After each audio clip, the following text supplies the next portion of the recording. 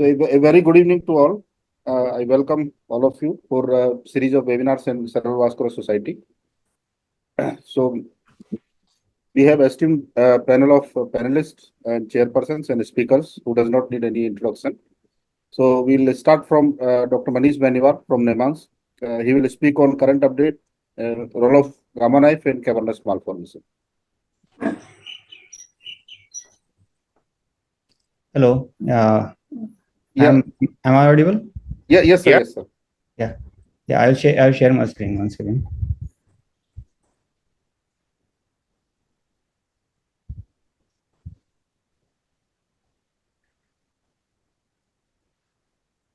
Can my screen is seen? Yes, it's seen. Okay. Yeah. Good evening, everybody. All the panelists and all the senior my teachers and colleagues. Today I am going to present a current update of gamma knife in the cavernous malformation. So before starting that, let me just tell you about a little bit about pathology. It is sporadic form and familial form, and there are genetic malformations, genetic chromosome involvement is CCM 1, 2, 3, and there are the familial forms in which all these are involved, and that is pathognomic of more than 3 lesions or history of seizures, pathognomic familial form. So natural history sex ratio is same. Mean age is around 30.6 years. Prevalence is 0.4 to 0.6, and 37% of patients present with the seizures, 15 to 36% present hemorrhage, and 23% with a headache, and 22% with focal neurological deficits. 10% patients remain asymptomatic. Seizure presentation was most prevalent among supratentorial malformations, and focal neurological deficits were common in patients with infratentorial cavernous malformation. By location, if we see, then cerebral hemisphere, basal ganglia, and they have a different percentage in which it will be seen. 9% had radiographically apparent associated DVAs are there, and deep location was already, we know that, which is considered as increased aggressive clinical aggressiveness in those cases. And about 20% of cases with cerebral will have additional lesions in form of another 2 or 3 malformations. And familial, they will have at least 4/5 of the patients will have multiple malformations. Then it is just slide showing hemisphere 66% involvement, brainstem 18%, basal ganglia 8%, cerebellum 6%, and presence of DVS around something around 9%. An annual hemorrhage rate, if we take of a cerebral cavernous malformation, it will be around 2%, ranging from 1.6 to 3.1%. Different theories are there. Some say it congenital, some say it is developmental, and etiologies are also not very clearly evident from all the studies. So vasculogenesis, the theory behind it developed de novo during pregnancy, angiogenesis sometimes during insult of the during the period of the person. The risk factors are there's a prior hemorrhage if is there, that is considered risk factor for again hemorrhage. Female sex, in some study it is shown it is hormonal responsive also in cavernous malformation. Presence of receptors also has been shown, and as we know, deep lesions are more aggressive. So basic difference why we are considering today gamma knife in cavernomas, we thought that like AVMs like respond to gamma knife, same thing cavernomas also should respond, but there is a basic difference between cavernomas and AVMs. These are low flow, these are dilated capillary caverns, and there is a single layer of endothelium which may within which caverns will be there, and they contain thrombus. Sometimes there is no smooth muscle or elastin and angiographically occult lesions.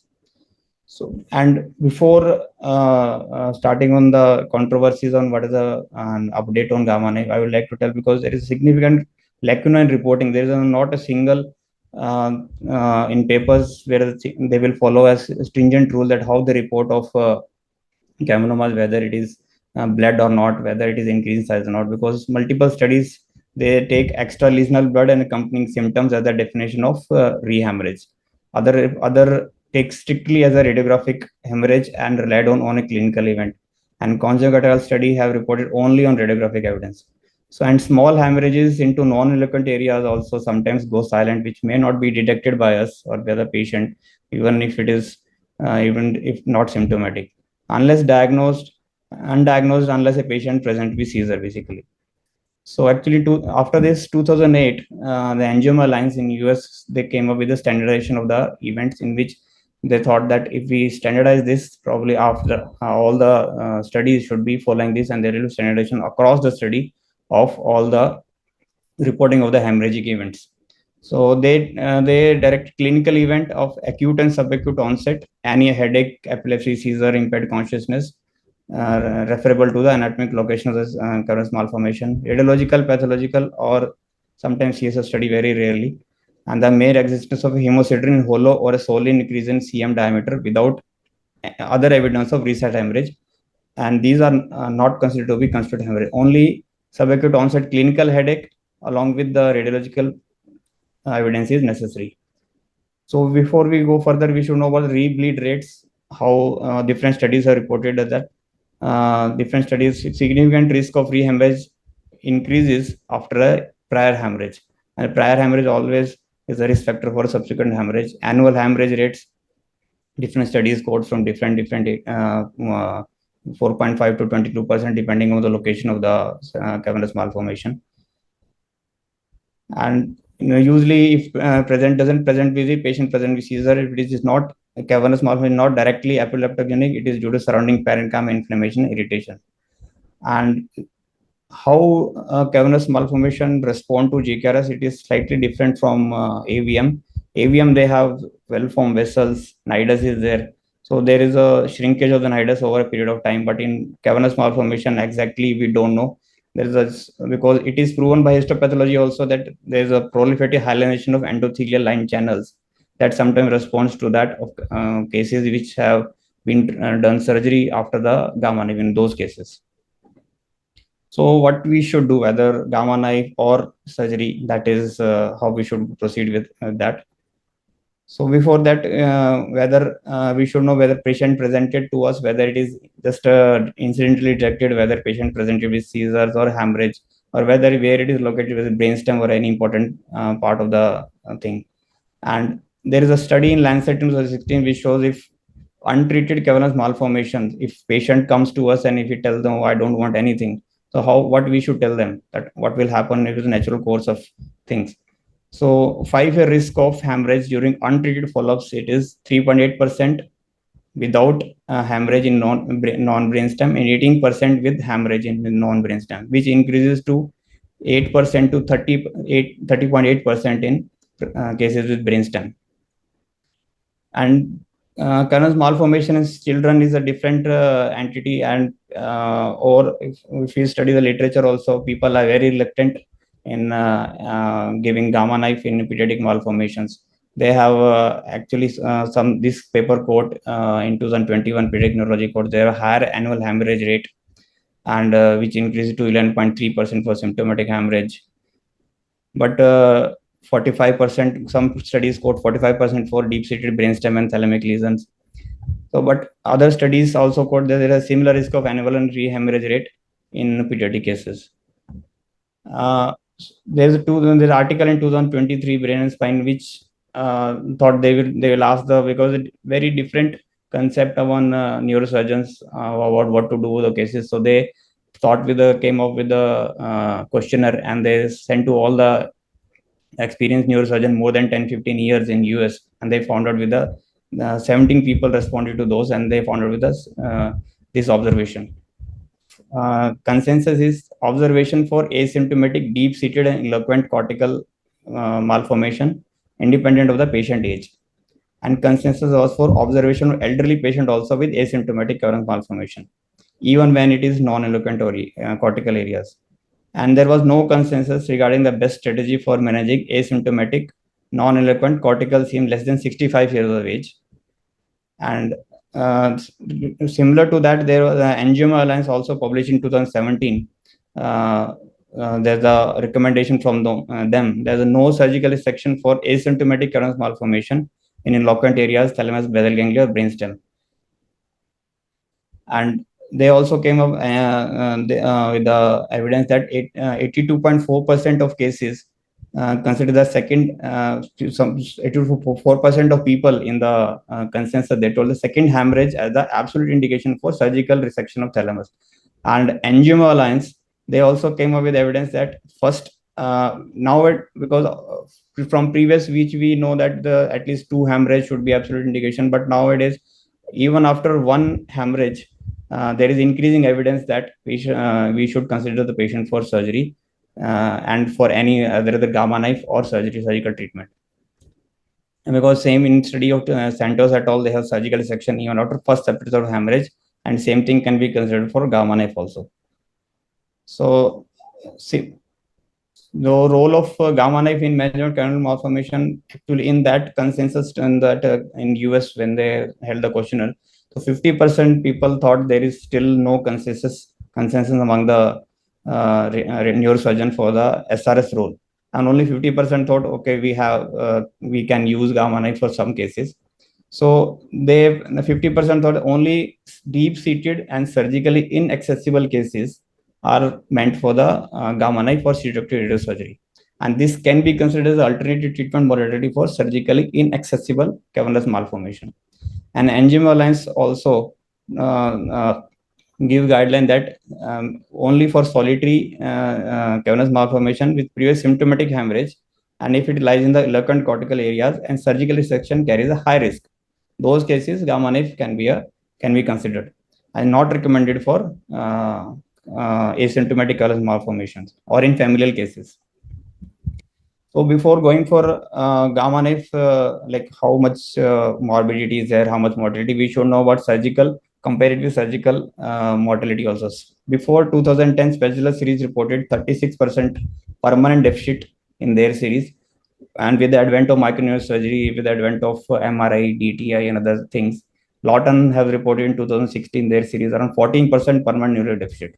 And this chart, as you can show, this red line, immediate post-op percentage of patients having a morbidity of 70%, and which decreases over time, and final follow-up, you can see that it decreases to 50%. So final, at the time of final, permanent deficit remains only 14%, but immediate morbidity is surgical in brainstem cavernous malformation is slightly higher, ranging up to 40 to 50%. So controversies regarding symptomatic brainstem cavernous malformation. Konjik et al. Have reported in 2010 that they have reduced a dose of around 16 gray, and the hemorrhage rate from the pre-SRS was 32%, and after SRS in 2 years it went down to 8%. Within 2 years, 8%, and after 2 years went down to 1.3%, and adverse radiation effects was around 11%. Then from 2010 to 2017, which we have reached, there is a paper in Pediatric Functional Surgery, which have also shown that the hemorrhage rate has decreased from 3% to 1.4% during first 3 years, and it went down to less than 1%, 0.16% after 3 years. And there is a decreasing trend. It was initially 2010, before people were using higher dose of radiation, around 15 to 16 gray, sometimes 14 gray also. And now with this, because people over time, they have seen that the dose of radiation causes more harmful effects, and the median margin dose in this study, they have in 95 cases, they have done 11.87 gray only. And this you can see that 3.6%, how the 1.4% 0.16%, how the hemorrhage rate has come down. So this is one graph in which same paper in which it can be seen that rebleeding rate, margin dose, and target volume.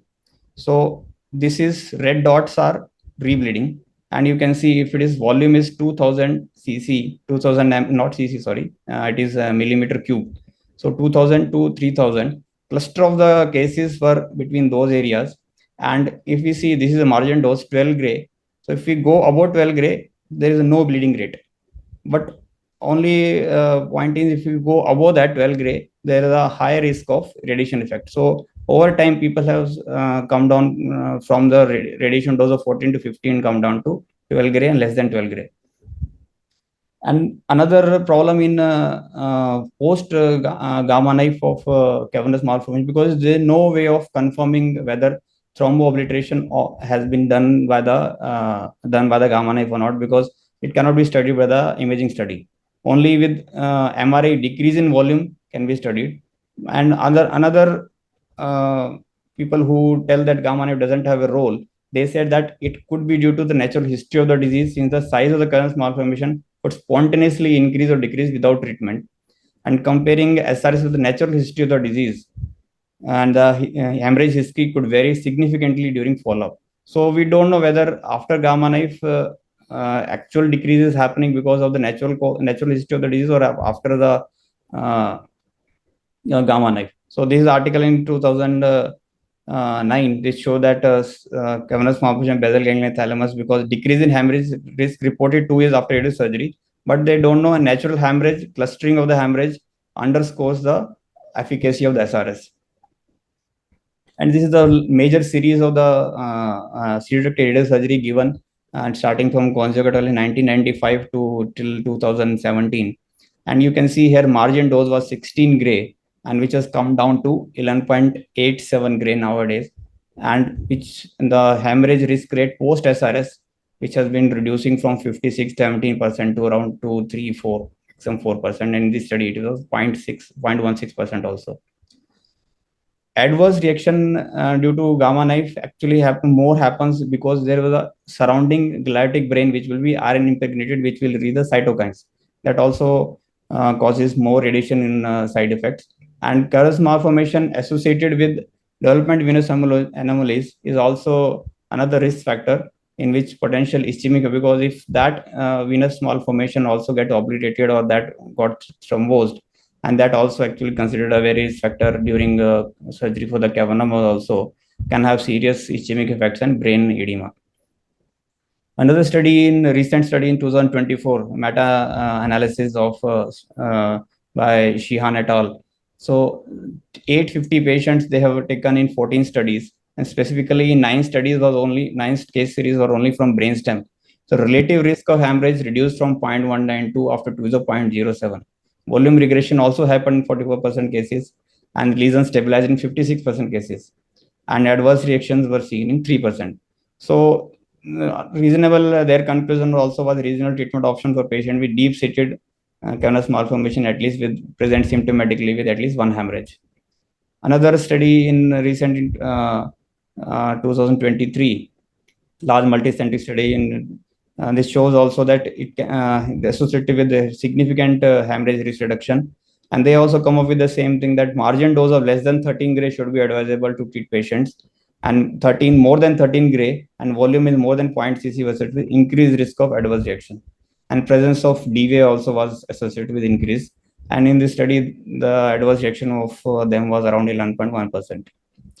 So can we tell the patient that once and for all, once gamma knife done, everything is over? No, around 8 to 70%. This study only 8 to 70% radiosurgery patients still required surgical resection at some point because of the occurrence of multiple hemorrhagic events.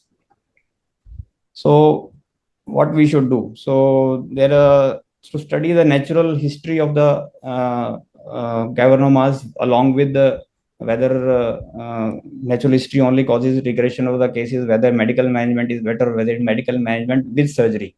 So there was a article in Lancet. This trial was started actually at the time of COVID, the CARE trial, in which they have medical management and surgery versus medical management alone for symptomatic cavernous malformation. And it was got published in 2024. Their results, I will show you next slide, but total of in this whole trial has multiple lacunae. There was 22 patients. They initially thought that everything these patients will come up, but ultimately only 72 patients were randomly assigned, and the outcome of this was 33 patients out in medical management strategy and surgery. 2 patients have rebled, and only medical management 2 patients have rebled. And there were no deaths in the trial. But this was this is a very inadequate follow-up, inadequate imaging follow-up was there only for 6 months, and total follow-up was only for 1 to 1.5 years. Because effect also of reduction of after gamma knife will be seen after between 2 to 4 years. So this whole trial which was there was not exactly we can take consideration from that. And they have told that cerebral radiosurgery was expected with the concept of a trial and chosen twice as neurosurgical resection. So there was increased participation among patients that gamma knife can be considered as an option. In those trials we come to know, and only actually 4 patients were children. So for pediatric we cannot take any takeaway from that. So only thing which we have considered from that trial, that in future there is a possibility to perform a randomized trial of medical management with or without surgery. And there was also a consideration certification also can be done with different neurosurgeon in the different type kind of management also. And additional certification with 2 key prognostic factors were malformation location and previous symptomatic hemorrhage would also be desirable in much larger definitive clinical trial. There was another trial in 2023 trial readiness. Actually, it was published so that they thought whether we can go ahead with the multiple trials or not. There were 1,049 cases were there, in which enrolled only 123 cases. And symptomatic rate of symptomatic hemorrhage was 11.8%, surgical 8.9%, and attrition was 12.3%. So this was also, there was no conclusions can be made from the trial. And this was also future trial based on this, future trials can be done. So in radiosurgery planning itself, target volume should be meticulously delineated with the hemosiderin rim seen, and the DVA and the hemosiderin marked brainstem were intentionally excluded from the irradiated area, because DVA radiation and if thrombosis can cause serious systemic events in the brainstem or in critical areas. And it was crucial to note that regions of hypointensity within the prescription isodose line primarily represent that hemosiderin linked marked lesions rather than the brain parenchyma. So what conclusion we can draw from present update and present latest trial, that yes, gamma knife can be considered in deep-seated cavernous malformation with history of 1 episode of bleed, and now fringe from decade before and decade now. There is an increasing trend of decreasing the dose of radiation from 11 to 13 gray. Previously, it was thought that like AVMs, we should give the higher dose of 16 gray to more than that. And the maximum dose of radiation also, it comes down to margin dose, maximum dose also comes down to around 24 to 29 gray, and decreases the hemorrhage rates in deep-seated lesions and decreases the seizure risk.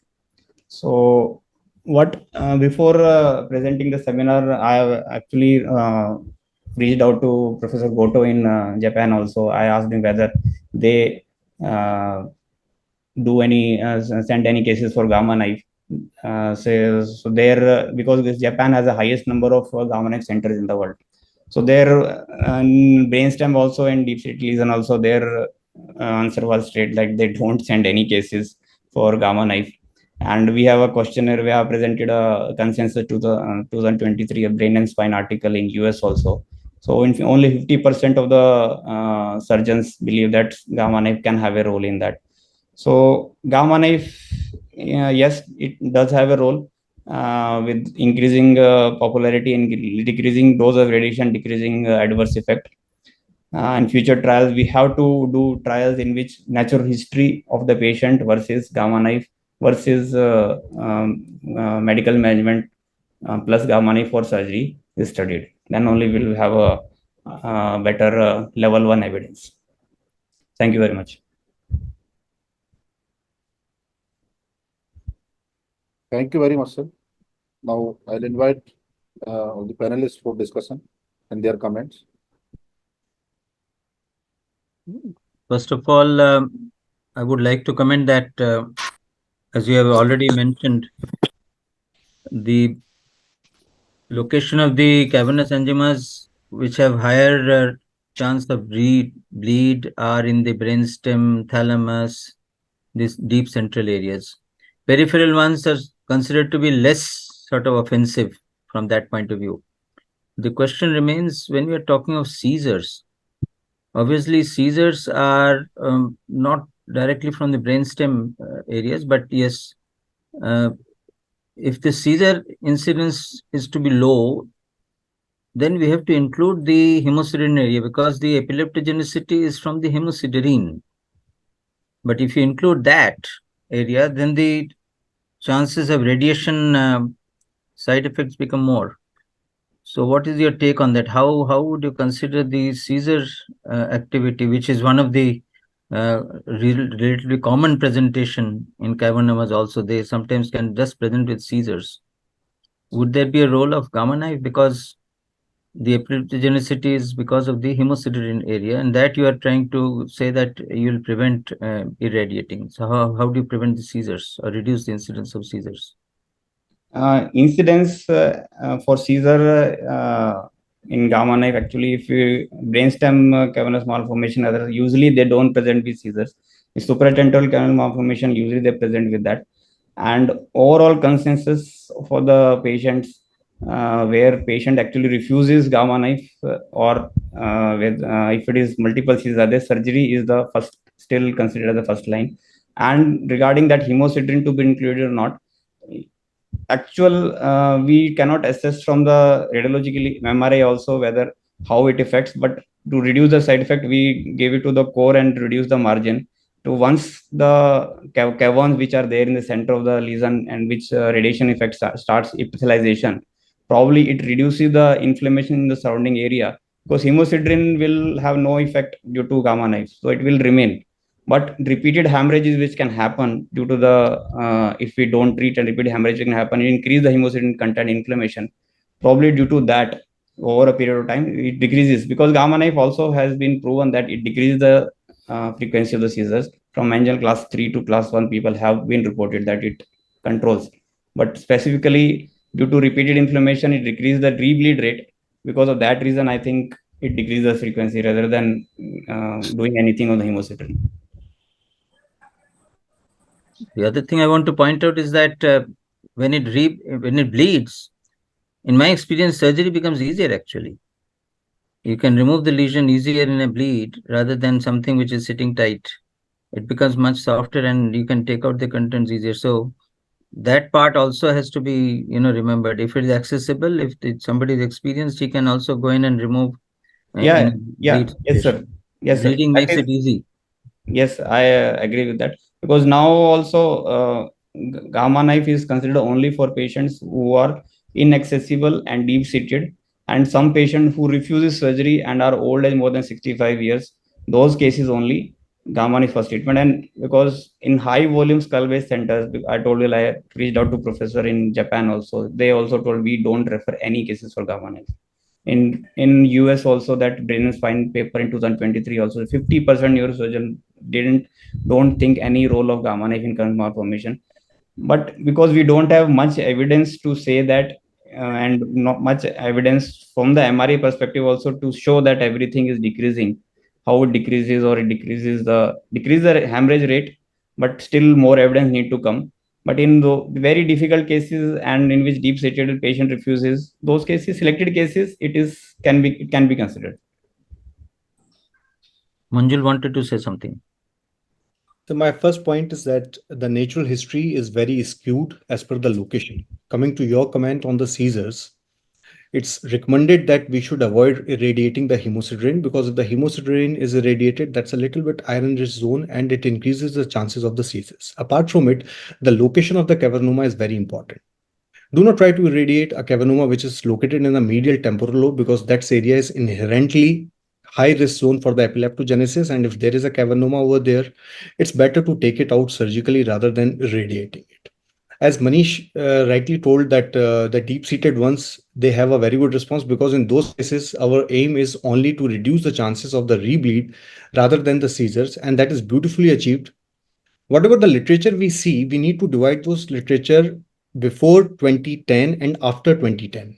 Because before that, the dose was pretty high, and that led to radiosurgically induced complications in those patients without giving a benefit. But after 2010, when there has been a drastic change in the prescription dose, which has got reduced to close to around 13 to 14 gray, the results are mostly beneficial without the risk of the side effects. As Manish also showed one of my papers in the pediatric age groups and in those ones which we published with the IRF group. So we found that the recent ones in which we could follow with close to around 10 years with a lesser dose, there was hardly any complication, irrespective of the age and the location. So probably the dose has a very significant role in that one. In the same article, we have published one pick in which the DBA was also included. So the another caveat to reduce the chances of DBA has a higher risk, yeah. is that to reduce the radiation exposure to the DBA, because if the DBA gets occluded, it may lead to a de novo, another cavernoma formation, or a rebleed in that area, in the vicinity of that one. So those two factors need to be taken into consideration while you're planning with the radiosurgery. Can I?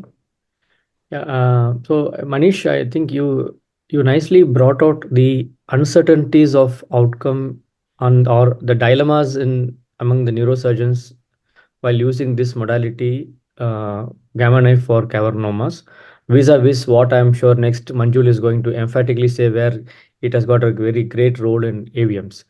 I think the major difference is like the point you highlighted. It is very difficult. It is with the present available imaging, it is difficult to say the outcome of gamma knife on the cavernoma. While an AVM will completely obliterate when we call it a good outcome, and it will not be seen either in MRI or in DSA. In cavernomas, the only thing which is tangible to be assessed or quantitatively is no rebleed after the gamma knife. And the point which Dr.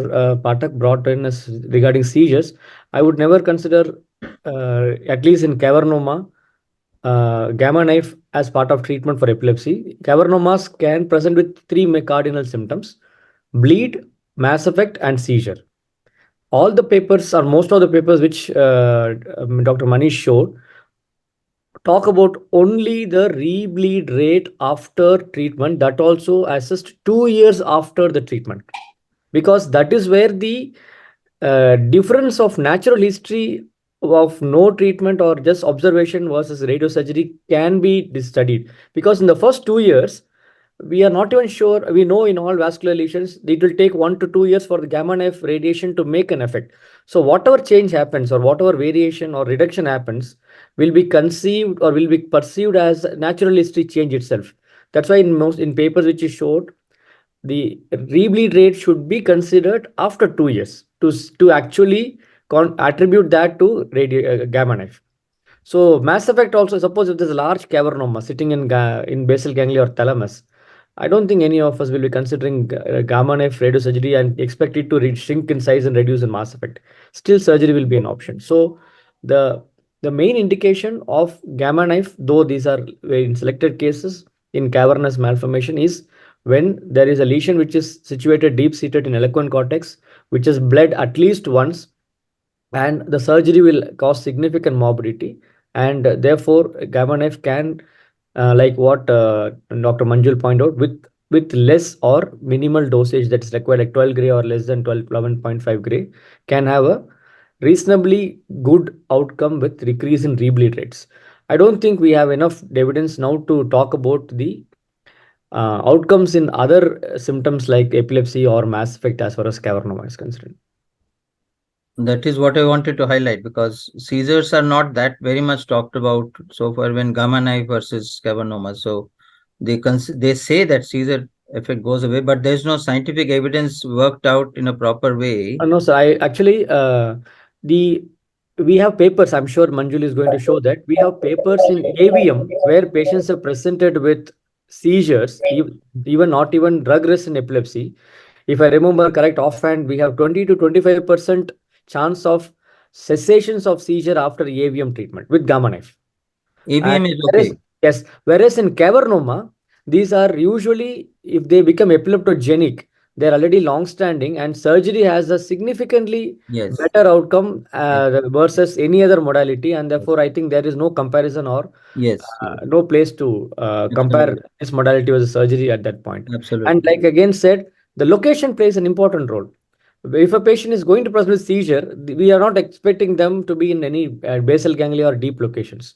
So that skews the treatment paradigm towards the surgery in that case. Deep location will not have seizures anyway. Those areas are not epileptogenic. So that's understood. So may I add a comment over here? Just Yeah. one thing is there should be a change in the terminology of saying an unbled cavernoma, because I do not find any radiological evidence, a signature on MRI of a cavernoma if it has not bled. We detect a cavernoma just because it has bled. There is an evidence of a prior bleed over there. There is a hemosiderin. That's why we call it a bled cavernoma. You can differentiate it being saying it that it's a symptomatic bled or an asymptomatic bled. So to say that some cavernoma is an unbled cavernoma is actually a misnomer. I agree. Actually, that same thing I was trying to say. Here, Not all sure. cavernomas will bleed, and among the would have bled sometime in the course of the life. The rebleed rates. Another caveat we have to see when we talk about the rebleed rates following treatment or an observation is what whether these rebleeds are symptomatic rebleeds or asymptomatic rebleeds, because many of them will bleed a few ml and may not even be detected. So when we talk about outcome in these patients following treatment, what is more important is the symptomatic rebleeds versus asymptomatic rebleeds. Because even while observation, many of them would bleed, and if it is for small quantity, patient may not even know that this cavernomas of blood. And same thing would apply to post treatment follow up also. That's why the SWI is very important in these patients' imaging. With SWI, we keep finding one or more cavernomas which are somewhere else, and they have not been ever symptomatic, but they have bled. So that's why in 2008 that Angioma Alliance, they have come up with that definition that when you should consider it as rebleed or not. And there is a evidence on the radiology, plus there is a clinical evidence of headache, seizures, like.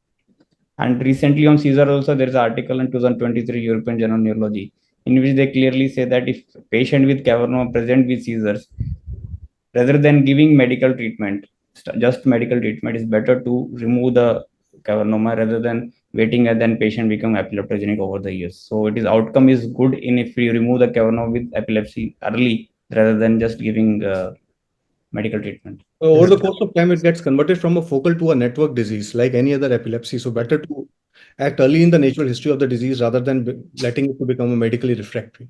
Yes, sir. Comments from other two panelists, Yeah, and we go to the next topic. yeah, Sir, Dr. Misra and Dr. Sir. Srivastava. This Hello. on gamma knife. Yes. Yeah, Dr. Manmohan Singh. So I fully agree what has been discussed. So the situation is that now we have a patient who present to us is incidentally detected cavernoma. We all know that we are not going to do anything. So another patient is presenting with seizures. So are we going to give gamma knife for that? So answer is many times is no. Because see that there is ample evidence that gamma knife can have for example, I'm talking about the eloquent areas. Eloquent areas, AVMs, we know that we have treating so commonly for the last even past 2 decades. So they have an inherent set of complications, the radiation complications, and they are also are not very asymptomatics, and those complications lead to the significant morbidity and in due course of time. So cavernoma sitting up there and we are giving radiation. So are we not adding a radiation complication above that? And the seizures are, we don't know whether that 100% of seizures are going to go away. So these are things we have to understand that, so where we are heading. So blankly putting up a comment that we should can be given, because see the patient will always accept that a non-surgical things he is going to accept. If we ask for the surgeries, he will quote that few doctors have told him that the surgery is not good and the gamma knife can be an option. So he will always opt for that. So we have to make a consensus, and we know that the scissors may not disappear in those patients. Though the surgery can have complications, it in a good surgical hand, even the motor strip AVMs as well as cavernoma can be easily and without much morbidity can be resected. So another thing is that for the deep-seated locations, okay, so a few of the deep-seated location asymptomatic, no treatment, just observation. A bled cavernoma in the deep-seated locations, especially in the brainstem.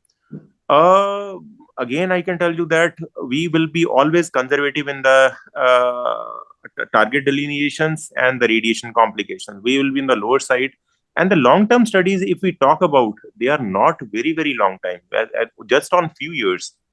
So we don't know that if the patient is going to be followed up for now 5 to 10 years, what is going to happen? So we don't have that good evidence that how these radiations are going to affect that. So this is my comment. Misra sir, any comments? Sir? Yeah. Well, let me put it on record. I have been last, how many years? 27 years. I have not given a single cavernoma radiosurgery. I don't think that's the right way to treat it. The number one, I think Manmohan was talking right before me. Yeah. Yes. Yeah. So, right, what he said, I agree completely. Asymptomatic, I mean, there is almost consensus. Even the people who are very diehard radiosurgery people, they also agree that asymptomatic cavernous malformation, doesn't matter where it is, doesn't need any treatment. It's better left alone, number one. Number two, the patients who are accessible in critical area, for example, brainstem, thalamus has bled, or motor cortex. I mean, these are easy surgeries. You have to have access. You just have access, and this is one of the easiest surgery in neurosurgery. The problem is access. So if you have an access, especially if the patient has bled and he's not reaching the pile surface or in motor cortex, wherever, this is much easier, cure immediate, there's no follow-up required, and that's it. So, like, I think Manish beautiful summarized everything, the confusion. And the meta-analysis which you quoted, Manish, is if you see the authors, Shihan is the author for both.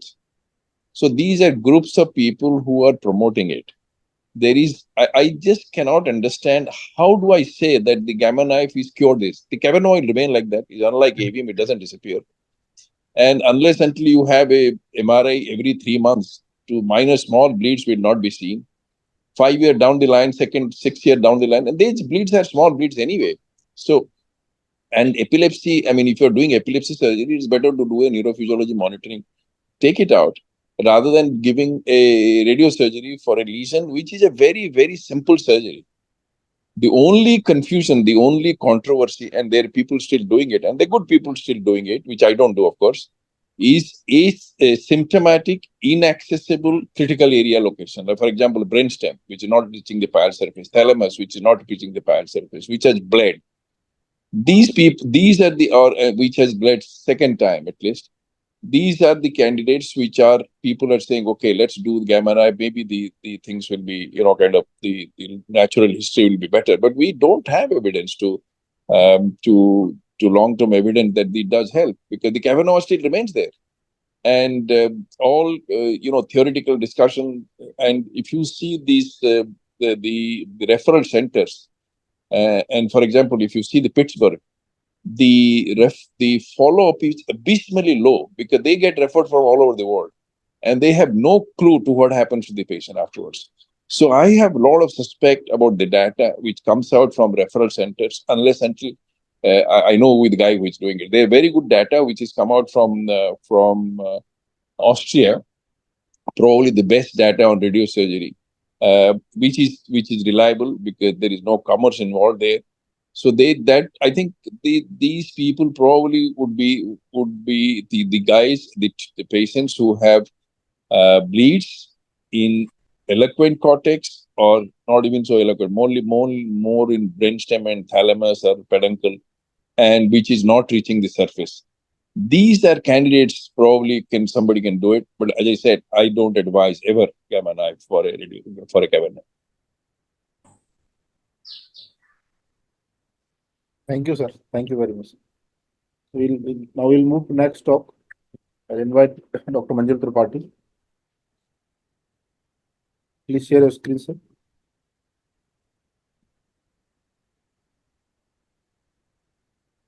Is my screen visible? Yes, sir. Yes, sir.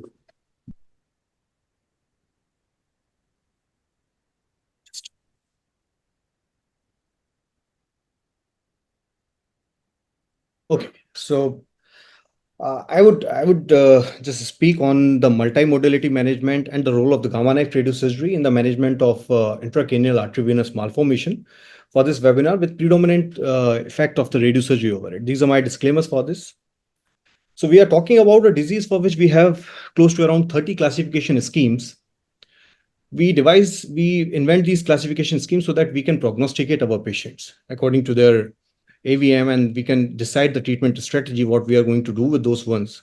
And once you have so many classification schemes, one thing is very clear, that we do not know exactly what is the disease. And there are various flaws or open questions to be answered, because we couldn't find a single best way to prognosticate the patient and to decide a treatment strategy for that one. Nowadays, whenever a patient comes, they are utterly confused about the treatment modality, especially if it is an clinically unruptured ones, because there have been Aruba trials which show that you shouldn't do anything. There have been aggressive surgeons who have been telling about that, get the surgery as soon as done. Depending on the center where you are working, you get a very varied opinion, and then the patient becomes utterly confused what should be done in that particular case. In the pro-Aruba period, when the natural history was evaluated, we found that the major bleeding rate is close to around 6% per year, followed by 4.5% per year after that, with a mortality rate of 1% per year, and the combined mortality and morbidity is in the tune of 2.7% per year. But this annual hemorrhage risk represents only a single element in the patient's natural history, and it needs to be compounded with the prospective risk, depending on the patient's age, location, presentation, for the headache, developmental delays, seizures, psychological burden, and the ischemic events which may happen in those patients. So this treatment, whatever the treatment modality you are going to advise to that one, it has to be very individualized. The principles of AVM management are pretty straightforward. It's a complete nidus obliteration in the minimum possible duration of time with a minimum iatrogenic complication, while minimizing the chances of the interval bleed. And this can be beautifully achieved with surgery if surgery can be done elegantly, safely, without creating a deficit, taking the patient out from the OT in the similar situation as he was before the bleed or before being symptomatic. If not, then radiosurgery is a very attractive option for the lesions with the excessive surgical risk, and this is the single most frequently used treatment entity these days. Embolization as a standalone curative intent, I do not support it, neither the literature supports it. It is to be used in sync with the other two techniques to achieve the goal of the complete nidus obliteration, and this we are going to discuss it today. First, I would start with the low-grade AVMs, and this is one study which was published in 2015 from the UCSF Brain AVM study project, which is slightly surgically inclined.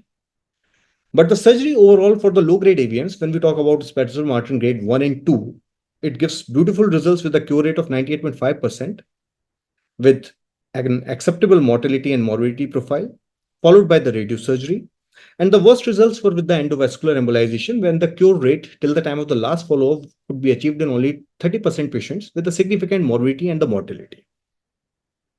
Spitzer-Martin grading is good for the surgical outcome, but it doesn't guide you about the radiosurgery and endovascular.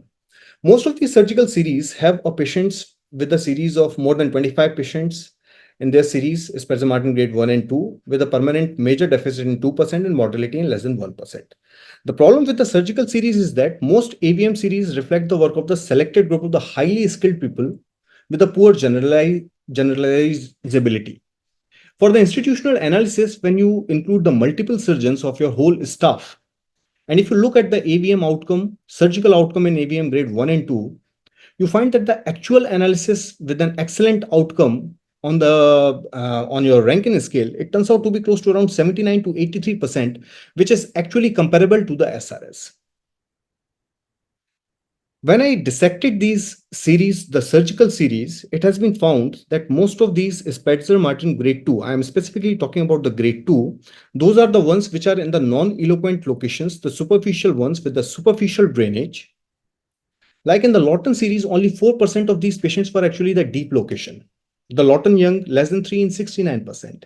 So this is a very selective patient selection for the surgical series. The patients who are having the high risk features like the eloquent locations, deep locations, or the deep venous drainage, they are actually shifted towards the radiosurgery side.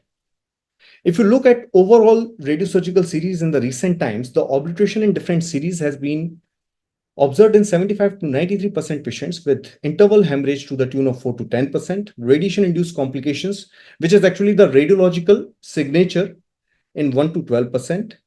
The permanent radiosurgery-induced complications were observed in less than 4%, and mortality in less than 1 to 3% patients. So the SMG group 2 is actually diverse. If you look for the radiosurgery, the eloquent location in the DVD, which are actually the significant risk factors, negative risk factors for the surgical series, they are overrepresented in the SRS series, were underrepresented in the surgical series. So we have been wise with our patient selection, and that's why the surgical series in selected groups have been showing excellent results of 98%. But if you go with the generalizability, the results reduces to 79 to 83%. If I come to the embolization as a primary treatment for smaller surgically difficult AVMs that contain few arterial feeders, cure rate could be achieved in only 40%, and delayed recanalization is a problem. So you cannot rely on this modality for the very long duration of times. As a matter of fact, the AVMs which are good for the embolization are actually good for the other treatment modalities as well. And if you do surgery, you excise it, it's once and done. The deep central lesions with the limited feeders are exceptions where the embolization can play an important role in cure in comparison to the surgery. But if you have some deep perforators, then in those cases, GKRS takes a precedence over there. As a role of the palliative embolization, I find only in patients with the large symptomatic but inoperable AVMs with high-risk angiographic features like fistulas or ruptured aneurysm.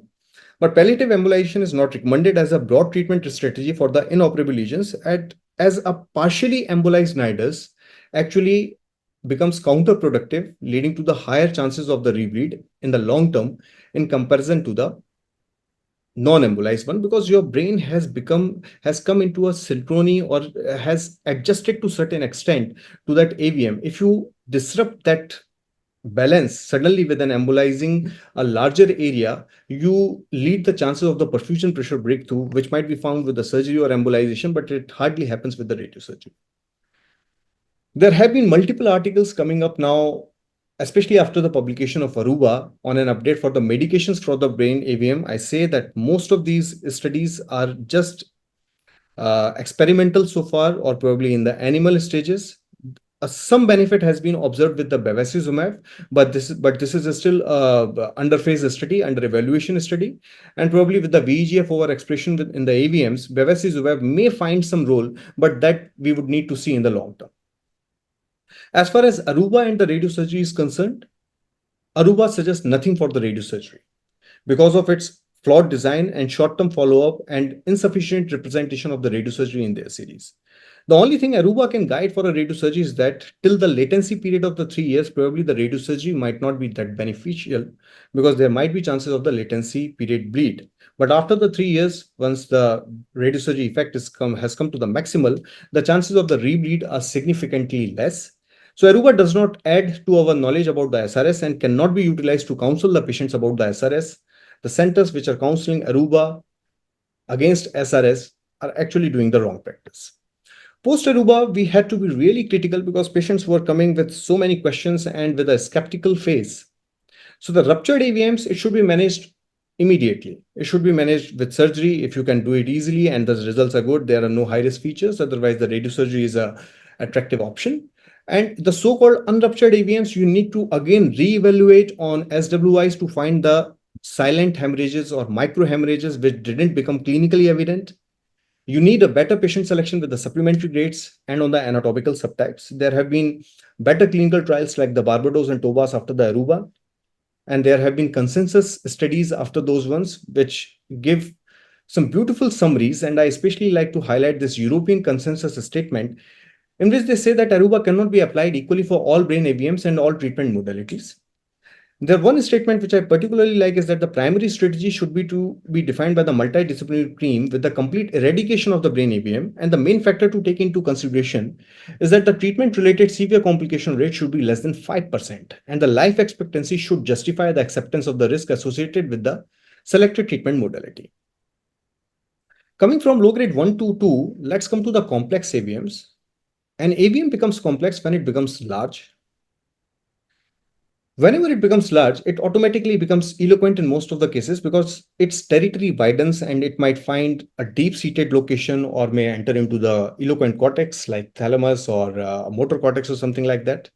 If there are deep feeders, they become difficult for surgery and for the embolization. If there is a deep venous drainage, that's a high risk zone for surgery. Again, the diffuseness, because in those cases, it becomes very difficult to differentiate an AVM from an angiopathy. And definitely, while considering all these things, you need to take into consideration whatever the limited knowledge we have about the natural history, factoring into the age of that patient and the chances of leaving it alone or deciding the treatment strategy. The site and size of an AVM dictates the risk of hemorrhage. I think this is a myth. The only factors needs to be evaluated on the angiography. If there is a deep venous drainage, there is a single venous drainage, there are intranidal aneurysm or high risk fistulas connection, they have a slightly higher risk of the rebleed in comparison to the ones which do not have these ones. Despite better armamentarium, the problem with the deep white medullary feeders is that to take those, you need to dig deep into the white matter, and that translates into the neurological deficit. In those cases where there are multiple deep white medullary feeders, surgery is not recommended. Even embolization comes with multiple complications by embolizing those particular elements, and gamma knife is actually your answer of choice for those cases. These are universal surgical problems, especially when you have thalamoperforators or from the perforators from the posterior circulation. And the safest and the effective treatment modality in these cases becomes the gamma knife radiosurgery. Another problem is the eloquence, and that's a reason to withhold the surgery in endovascular, and it's a reason to suggest the gamma knife radiosurgery. And I am quoting these literature from the groups which are very pro-surgery, but even they find that their patient selection should be judged on these particular parameters. If there is a diffuseness, then you do not want to excise everything, whatever is looking abnormal over the brain on the MRI. In those cases, be very selective. And if you have to err on one side, then GKRS is a better treatment modality than other ones. So if you look at the multimodality treatment, surgery is mostly for the grade 1 and 2 and to certain subset of the grade 3, because grade 3 is a very diverse group with a very diverse natural history and in the non-eloquent locations. Endovascular is typically for grade 2 and 3. Radiosurgery is practically for all the ones with different answers to different natural history to those particular ones. Sometimes you need a combined approach with an aim of the complete nidus obliteration with the minimum chances of complications.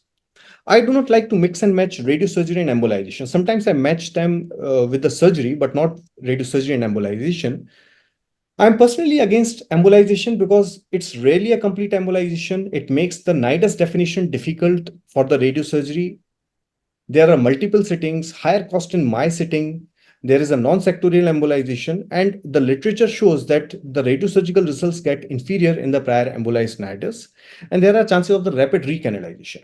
I do take their help when there is a ruptured intranidal aneurysm or a high flow fistula. Because what I want in a large volume AVM is a sectorial embolization so that they can take care of one part carefully and I can irradiate the rest of the part with a good dose so that the complete nidus gets obliterated. But what I do get actually is a rough patchwork in which they use the multiple arterial feeders at the periphery of the nidus and do some rough patch at the periphery that does not reduce my 3D volume of the nidus, and I have to treat the whole of the things. There has been n number of literature which shows that the combining endovascular approaches to the radiosurgery is actually adding their own respective complications rather than their individual therapeutic intent. I sometimes use it, like in this patient, there was a high flow fistula. I took care of that one with the embolization first. I treated rest with the radiosurgery, and there was a complete obliteration in some time. A presence of a de novo aneurysm which has not ruptured with an AVM is not an absolute contraindication for gamma knife. If it is a flow-related aneurysm, even if it is an intranidal aneurysm but it has not ruptured, you just treat the AVM. With the flow reduction, the aneurysm goes on its own. This is in my own experience and with the published literature. You just treat the AVM. If it is a ruptured aneurysm, then definitely you need to take care of that aneurysm by your other treatment modalities like surgery or embolization. You can just go do the coiling for that aneurysm and you treat rest of the AVM with the radiosurgery. But if it is an unruptured one, do not jump over it. Because of these all sophisticated super selective catheterization, there has been a better identification of the aneurysm now these days with the AVMs, but that has not changed the natural history of an AVM so far. I have been a fan, and I am actually a fan of dose fractionated gamma knife radiosurgery for the large complex AVMs, which are not a suitable candidate or high risk candidate for the surgery, and extensively published over the dose fractionated series. with the frame-based gamma knife radiosurgery with the Lexel Perfection. And these are some of the results. And if you look at the worldwide reported literature for the AVM surgery versus embolization versus radiosurgery, the morbidity and mortality profile is actually best with the radiosurgery. Compared to the other indications, we have enough evidence for the AVM radiosurgery, and that is close to now around more than 4 decades at many leading centers of the world. And those are the good published results. I hate the latency period. We say that you need to wait for around 3 years and there are chances of the interval bleed. Yes, I think that's the one. But in the high risk cases, you actually have to accept this fact. If the nidus was a complex, it couldn't get completely obliterated, then definitely you have a chance of the repeat radiosurgery. We recently published it, and we found that hemorrhage in the latency period after the rebleed was found in around 5.7% patients, with an acceptable symptomatic radiation injury in 5.6% patients. And we could find an acceptable obliteration furthermore in more than half of those patients within 3 years of the repeat radiosurgery. Definitely, we were slightly on a lower side of the radiation now. This is the recently published guideline from the ISRS for the repeat SRS for the cerebral AVMs. And they concluded that for an incompletely obliterated AVM, repeat radiosurgery after 3 to 5 years of the follow-up of the first SRS provides a reasonable benefit to the risk profile, and the obliteration is achieved in majority of the patients. I was invited to write a commentary over it, which got published same with it. And I find that the literature evidence is only up to around, it's a grade 4 or grade 3 literature evidence, because most of these are the retrospective series. And my question is that we do not have a standard criteria related to when, why, how, and which dose in deciding the retreatment. And probably in the coming times with the management of while managing the prospective registry, we would be wiser in the repeat radiosurgery in these cases. Radiosurgery has its own set of complications. Like this was a pan-callosal AVM. I treated it with the radiosurgery and a fractionated gamma knife, and the patient had some troublesome edema after that, for which I needed to give bevacizumab. But after that bevacizumab, the whole of the edema settled and the nidus got completely obliterated. And this happened within 3 years of the time. As earlier mentioned by some other speaker, there are chances of delayed cyst formation.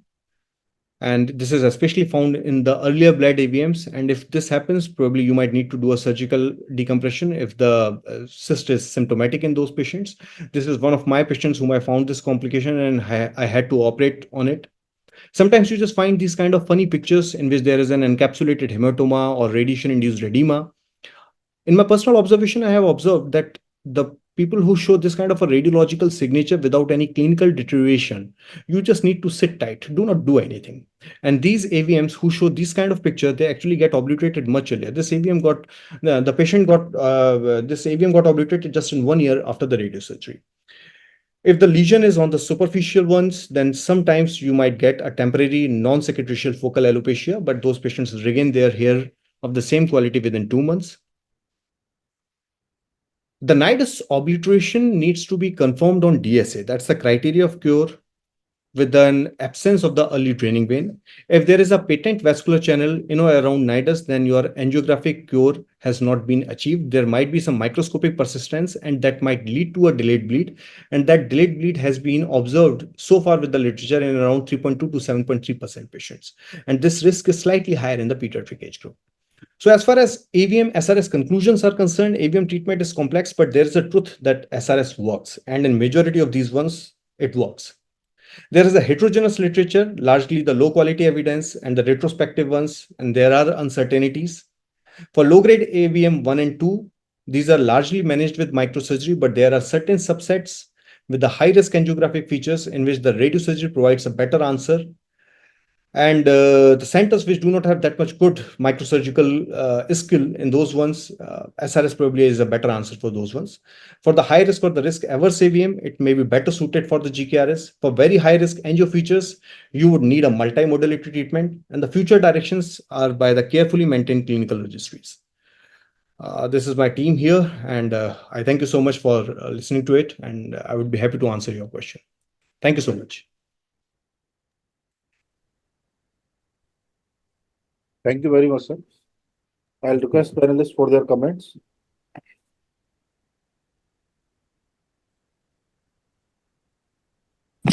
Hello. Yeah. Go ahead, Manmohan. Yes. There is no doubt that the gamma knife over the years has actually revolutionized that treatment for AVMs. And for all grades of AVM from 1 to 5, it seems it is an effective therapy. And no doubt that surgery is an integral part of AVM for grade 1 and 2, which I will definitely propagate that if a patient is suitable and the patient is willing, that for grade 1 and 2, the surgery should always be done because it takes away the complications of radiations and latency is gone and the patient is cured immediately. For 3, I agree that sometimes it may be tricky to operate and even the radiation can have the complications.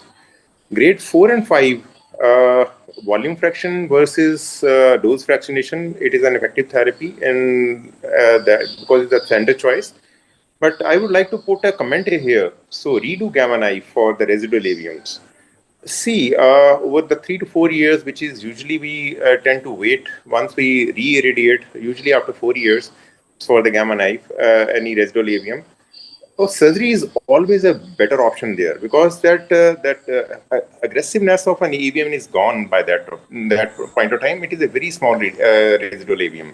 Same thing is true for even grade 4 and 5 AVMs. If you see that after 4 or 5 years, if we see that what is the residual volume of the AVM, it is practically very small, and all that venous component and the hypertension is gone. And surgery is always feasible at that point of time. And that should always be considered before we irradiate the AVM, whether it is surgically feasible or not. Because the deep-seated AVMs like thalamic and maybe in the upper part of the brainstem, the surgery is definitely not an answer for a residual AVM, but definitely for that hemispheric AVMs, even cerebral AVMs. And it is a matter of fact that we should always consider rather than going ahead with the re-radiation. Seeing the complication the years. So 4 or 5 years is a very small time when many times the radiation complication may not appear. And I have operated personally at least 5 or 6 patients where the gamma knife was given in late 90s at our center at AIIMS. So patient came back to us after 20 years of gamma knife with a radiation complication like necrosis, cyst formation, and then it have to be operated, even rebleed also after 20 years. So we cannot say that gamma knife can always cure, or we do not have the complication in the short term. It can have got its long-term complications. And at the same time, grade 1 AVM, which I irradiated around 6 years back, I operated last year with a large radiation cyst at the motor area.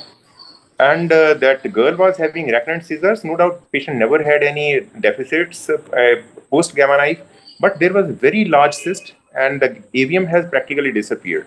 So for a small grade 1 AVM, so we should not forget that radiation can have complications and that sometimes can be very alarming also. So we have to weigh a balance, and because we are all surgeons, so we should not weigh towards only one way of managing a patient. Only gamma knife, if we are given a gamma knife, so that our subsequent treatment is likely to be only gamma knife. We should always pitch in surgery as and when required. Thank you. I totally agree to your comments, sir. So and that's why I think in my presentation, I made it pretty clear that surgery is the first answer whenever it can be. The only thing, the radiosurgery comes into a picture when it's a high risk or there are certain angles which. Manjul, I fully agree with you, and your presentation was very balanced. But I can tell you that in even our colleagues many times they always pitch in for only radiosurgery.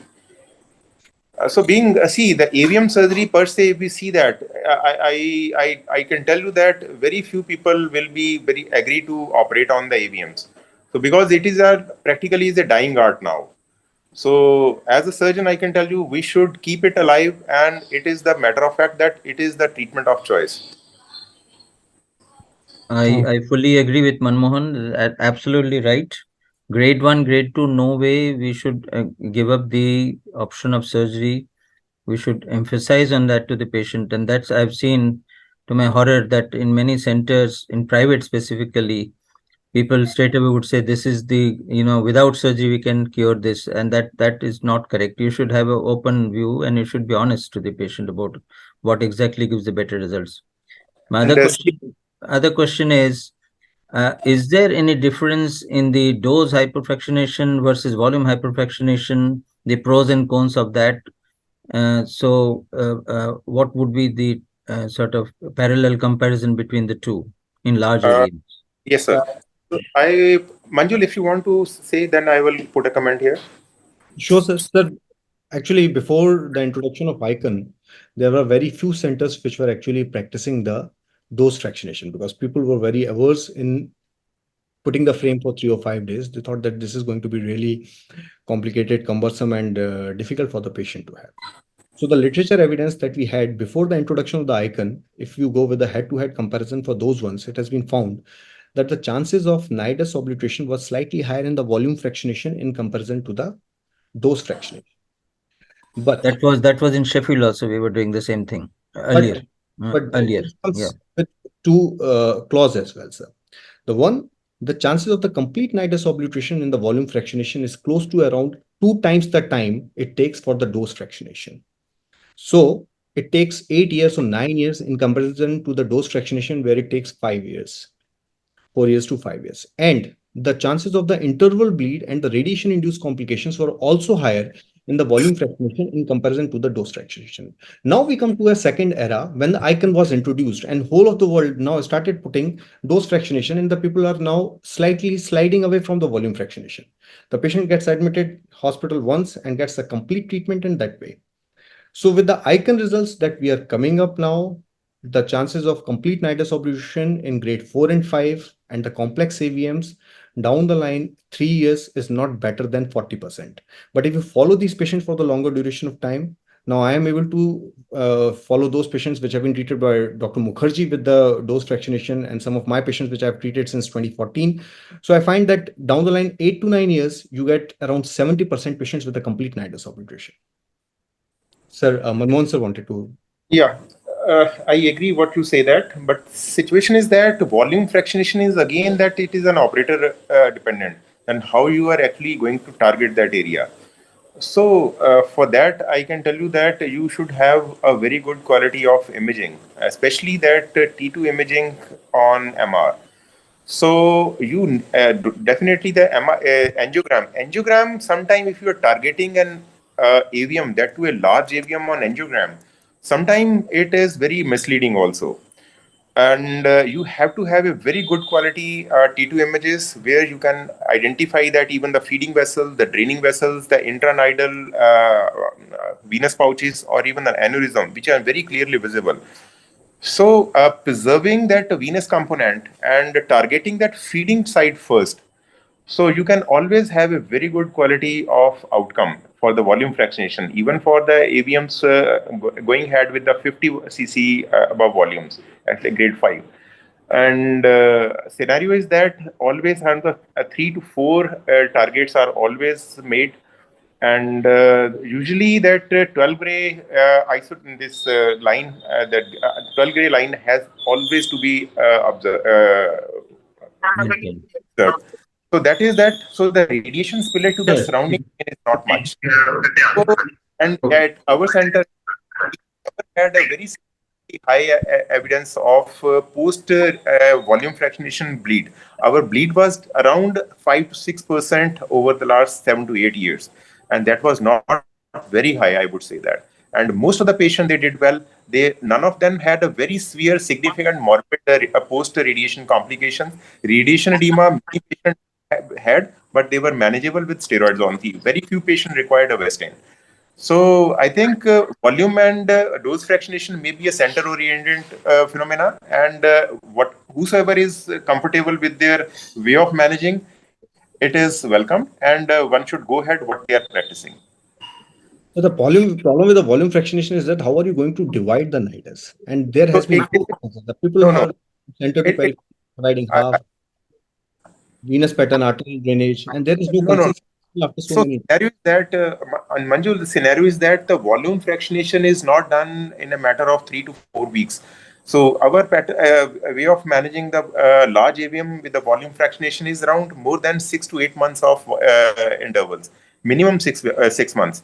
So once you come back after 6 months, you will see that a significant part of that first volume irradiated part has shrunk. venous hypertension is gone, and your volume has actually gone down. So overall volume is gone down, and once you are irradiating the second volume, so you have to draw your volume and plan your dose in such a way that even the spillage is there, it is into the nidus, not previously irradiated nidus, but not to the surrounding normal brain. So it is a very tricky area, and you have to plan in that way so that radiation spillage is only into that nidus, not into the normal brain. So that you can easily manage, and the radiation complications are reasonably good. You have to study your angiogram from where that feeding vessels are coming. You have to attack the feeding vessel side first and the drainage last. So you can manage. Once you are irradiating again, and there is one area where you allow the radiation splage into your already irradiated ones, we are actually sometimes iatrogenically creating a sort of a hotspot over there. No. It doesn't matter, because that area is already gliotic area, and it is the AVM. It doesn't contain any normal brain tissue. You know that. So because there is no normal brain tissue, even if you are second volume, even if there is a little bit of spillage to that previously irradiated area, nothing is going to happen. That is our experience, and no patient had complications because of that. I have a few comments. So I think the point which was made by Dr. Manjul in the beginning regarding grade 1 2 AVM and surgery being one of the definitely more considered option. I think since this is a webinar, that this point has to be really emphasized for the general neurosurgical audience also. Why? Because this is an era of information. Many times patients come to us already that so and so, or he has met the doctor and said they have advised gamma knife, so we want gamma knife. So though we are sitting in gamma knife centers, we have a neurosurgical OPD in then which we try to tell them again all the options, preferably surgery and gamma knife. It becomes like a cafeteria approach. You give both options, and then the patients choose. And sometimes all of us have to give gamma knife for a AVM, which we will definitely want to operate. Uh, and I think part of the reason is us, because when we say gamma knife has far less risk compared to surgery, yes, but the risk is never zero. So we also have to remember that the surgical morbidity happens within the first week of surgery. So we know what's happening. At the end of the time of discharge, if patient is fine, we know that we have not caused a damage. Whereas in gamma knife, I'm actually more concerned when I see a patient in follow-up, because we don't know who is going to come back with a hemiparesis or a speech difficulty after 6 months, 1 year, because the problems start later. So this is something which we have to emphasize so that patients also make an informed choice. And I think it's also imperative that the doctors who refer the patients also have to be taught. Otherwise, more and more patients will get gamma knife, which is not a bad thing. But then there are patients who would benefit with surgery will start losing out on it. That is my first comment. Second, two queries to Dr. Manjul. Like you rightly said, with the icon in the last few years, we have started kind of dealing with larger and larger AVMs who have not bled, sometimes just headaches, or sometimes with only seizures. Since we have the machine which is able to treat, we have started treating AVMs with gamma knife with 15 cc, 20 cc, 25 cc, and you quoted 40 to 70% outcome over 7 to 8 years. My concern has always been that these patients, what we noticed also, and I'm sure you also noticed, that the incidence of radiation induced complications are more than what you would get in a smaller AVM. You showed that case also nicely. You showed that large pericallosal AVM which you treated. We have similar AVMs where we treated frontoparietal or parieto-occipital AVMs.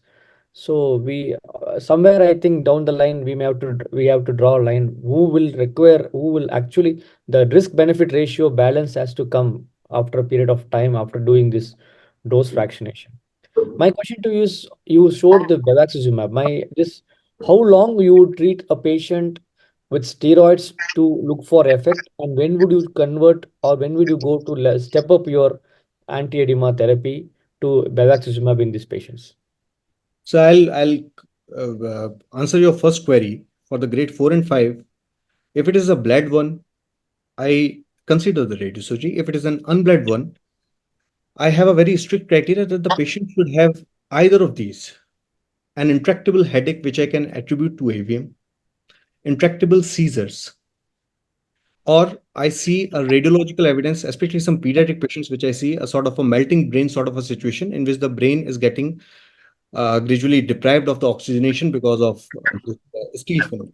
That's one. That's the criteria when I treat. Otherwise, I maintain these patients on my prospective registry, and I have close to around 25 patients where I just maintain them in the natural history. I do not intervene, and I'm waiting for them to have some or the other event, or they come with some of the other complication. Then I'll advocate them for some other treatment modality. Coming to the radiation-induced edema or radiation-induced necrosis, I first start with the steroids, and that steroid I give to close to around 2 weeks. If the patient has a good symptomatic improvement with that, I just taper it off and follow this. If the patient becomes non-responsive to the steroids, then I have two options. First, I consider them for the pentoxifylline and the vitamin E therapy for close to around a month. That's one treatment modality which has been not very confidently reported in the literature, but I have my sufficient experience, which probably will be in publication very soon. And if by 1 month the patient is not responding to Trental and vitamin E therapy, pentoxifylline and vitamin E, then I switch to the bevacizumab. My protocol for the bevacizumab I have already published with the radiation-induced edema and necrosis, and that was included in the ISRS guidelines also this time.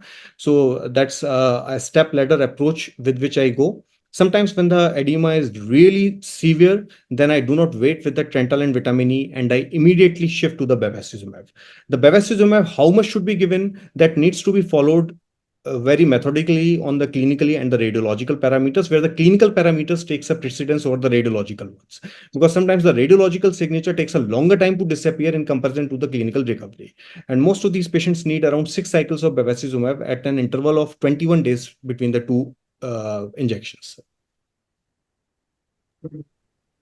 Sir, you are So this is going to become more and more relevant as we are treating larger and larger AVMs. yes, sir. And my last comment on this is again a caveat of, we give gamma knife to our AVM, and then we say that it will obliterate probably in 2 to 3 years. And if a patient ruptures during the interim period, so what is our decision making? Whether you offer surgery or you wait, it becomes a dilemma to the surgeon as well as the patient relatives, because we have given a treatment and we do not know if it's going to work or not. I have 2 3 patients where they bled after 1 year, and I talked to them, in fact convinced them that they can undergo surgery. They agreed, and then they said we'll wait and watch.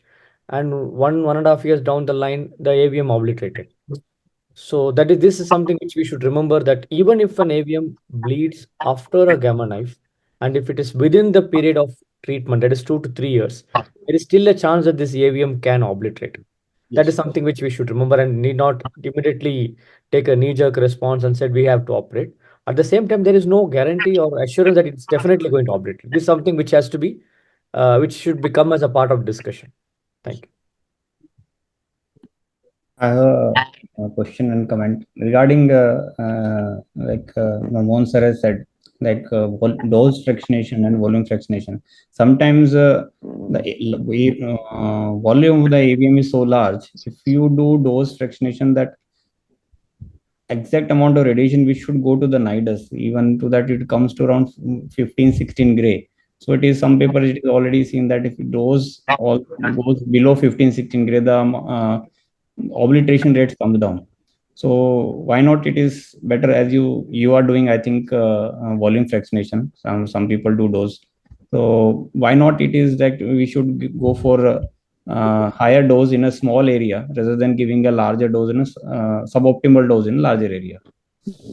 Actually, once you, I'm more doing dose fractionation rather than the volume fractionation, and that I usually do in 2 to 3 fractions. Sometimes I do it for 5 fractions also when there is a pericallosal or a perichiasmal AV. In those cases where I need to preserve those structures, how to fractionate that good dose of 24 to 25 gray in your fractions of 2 gray, 3 gray, or 5 gray? That's a very complex calculation based on the BED. And AVM is a late responding tissue for which the alpha beta ratio turns out to be somewhere around 3. So supposedly if your 24 gray is a good dose, you cannot just divide it into 8 gray into the 3 fractions, because you need to take into factor of the tissue recovery, which it's going to take with the interfraction interval of 24 hours. So your dose need to be slightly higher. And that dose becomes close to around 8.7 gray or 9 gray. So you give 9 gray in 3 fractions. So that doesn't become 27 gray, that becomes 25 gray. Targeting some particular specific area with a high dose, leaving rest of the part, is like exposing some part of you, and like it's like going into the wind and you keep your head open and you might still get a cold, while your whole of the body might be getting warm. So that's a similar lot of a situation. Very difficult in the large volume AVMs to find an angiographically high risk zone. And then if you have to treat the rest of the part again, then doing a calculation based on the earlier dosimetry, re-registering with the AVM images on MRI and the DSA, that becomes a really difficult task, and you are never sure because it's a heterogeneous dose distribution. So I think that's one part is asking for us to gradually go on a slightly calculated dose, slightly lesser dose with the dose fractionated gamma knife, but in the cumulative dose, it turns out to be equal to 23 or 25 gray. So you mean to say you never, we take into account the biological equivalent BED dose of over a period of time. So you mean to say you never go below 20 gray in any AVM equivalent dose? I never go Always go above 20. I never go beyond 22 gray. So I calculate, even if I'm in a single fraction, that's the minimum criteria that I go. If I have to go with a dose fractionation, I'll increase the fractionation to 3 fractions or sometimes even up to the 5 fraction. But in those cases, I factor the alpha, beta, and the BED and how much volume I am actually taking care of. Because once I'm giving this much, there is definitely some spillage to the surrounding brain parenchyma, as Dr. Manmohan earlier told about the 12 gray. And when the fractionation comes, this 12 gray reduces to 8 gray volume. So you have to now take into the 8 gray and how much 8 gray you are exposing. That translates into the radiation-induced complications. Fractionation is actually a very upcoming thing, and we do not have more than 10 to 15 years evidence. So yes, the dosing pertinent to the pathology would change over the course of time. Most of this fractionation data is we are exporting, or rather we are importing from the radiotherapy protocols and those values BEDs. So like Manjul said, we have to wait for some more years for all this data to mature and then actually tell us how much is the outcome and how much are the side effects. Sir, your comments, Dr. Mishra? Yeah, very nice discussion. I think they've summarized everything. I just want to make a couple of comments. Number one, I think re-emphasize that grade 1, grade 2, in spite of whatever risks we have, is still the best treated by, because you have immediate cure. And I think that should be propagated. The only time we have done a grade 1, 2 gamma knife is a very tiny AVM in the middle of the brain when I cannot find it.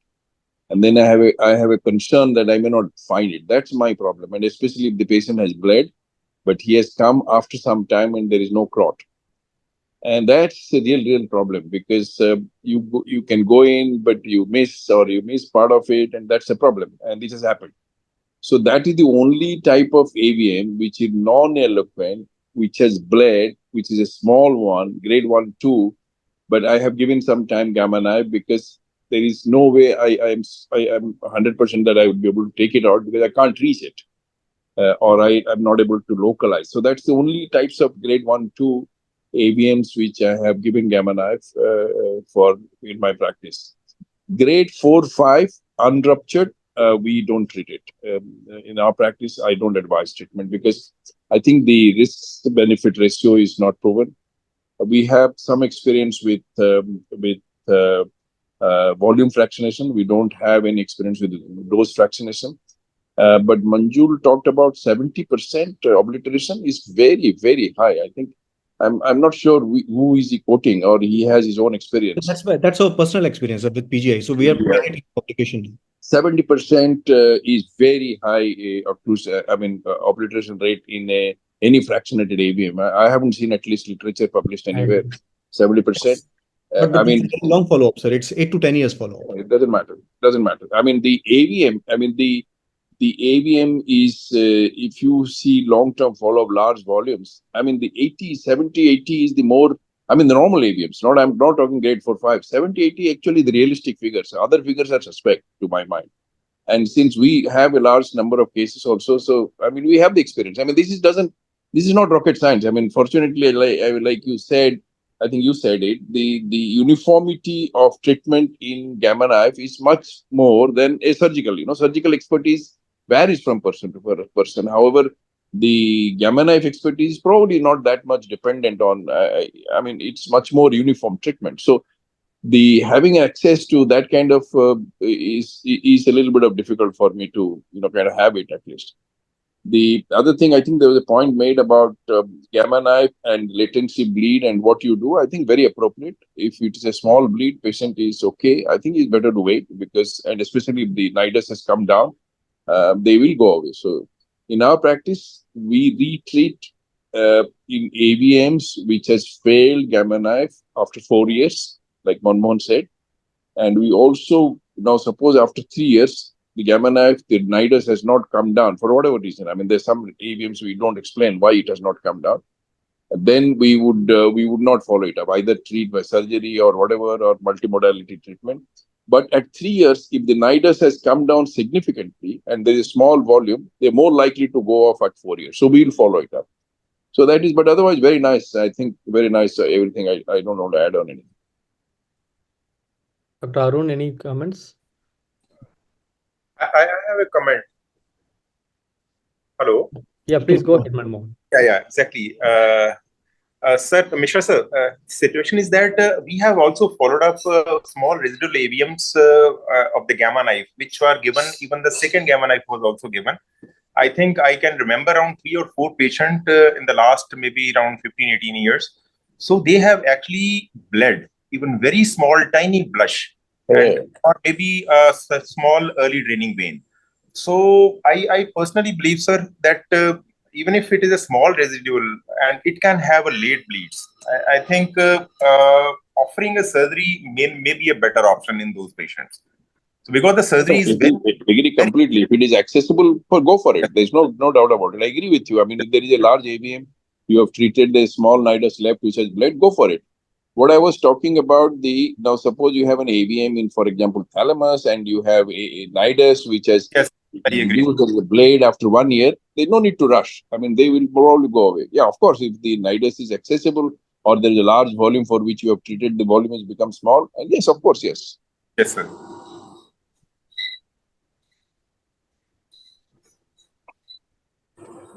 Thank you very much, sir. Now I'll request Dr. Deepak Agarwal, sir, for his last talk of this session.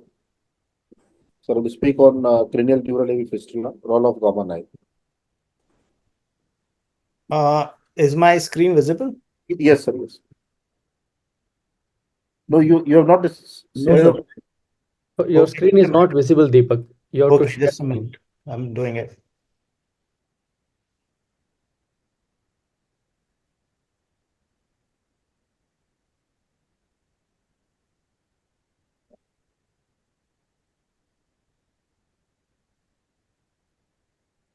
Is it visible now? No. Okay. Yes, sir. Now it's visible. Okay. Thank you. So good evening, all. I think we had an excellent discussion and excellent talks by both the speakers. And I'll be speaking on dural AV fistulas. So interestingly, dural AV fistulas are one which are not congenital. They are the ones which are acquired arteriovenous malformations. And they are interestingly the consequence of arterial ingrowth into the thrombus of an occluded vein. So this is very different from any other malformation in the brain, especially a vascular malformation. And because of this, because of the ingrowth of meningeal vessels inside the dura, they lead to a kind of a AV shunt within days of the thrombus formation. So we are not talking about weeks or months. We are talking about days after a venous thrombosis of a dural AV fistula. So almost 10% of all intracranial vascular malformations are dural AV fistulas. And while the majority are benign, the presence of retrograde venous drainage, which signifies intracranial hypertension, may change the natural course of this disease and may risk in high risk of hemorrhage, neurological injury, and mortality. Evaluation, obviously, because there are acquired lesion with venous sinus thrombosis or venous thrombosis, hematological and coagulation workup is required to find out the cause of the thrombosis. And besides this, we need to do a radiological workup where the initial test of choice is the MRI. When we talk about MRI, we have the SWI sequences and the MRA to delineate the thrombosis and the other vascular pathology. CTA is also sometimes used, but not that routinely. And finally, for the gold standard, we have obviously the DSA, which gives us additional information on whatever the lesion is, arterial and the venous supply. So there are two common classifications as opposed to what Manjul showed. So many classifications. We have just two classifications for dural AV fistulas.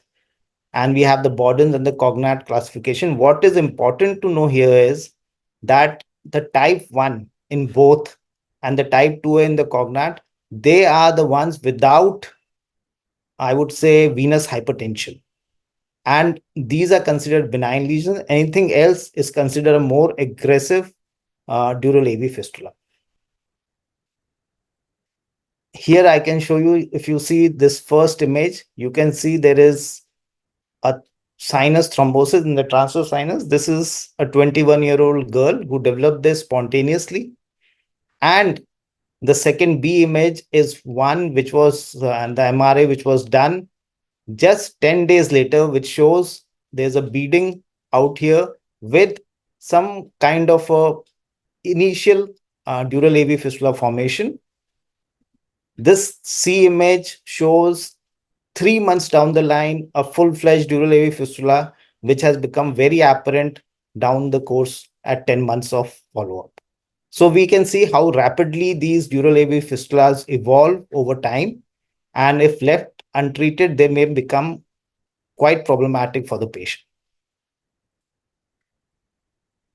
Routinely, most of the dural AV fistulas are benign, as I said, do not require any urgent intervention. However, there are two indications for emergency intervention.